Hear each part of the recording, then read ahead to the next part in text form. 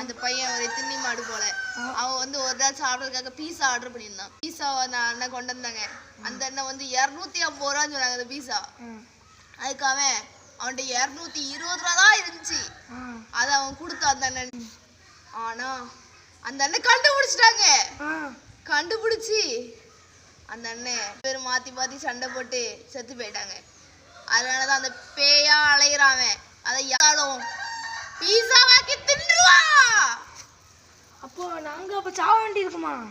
என்னது, நீங்க அப்ப போனீங்களா? ஆமா. எத்தனை பேரு? நானும் இன்னொருத்தரும் போனோம்.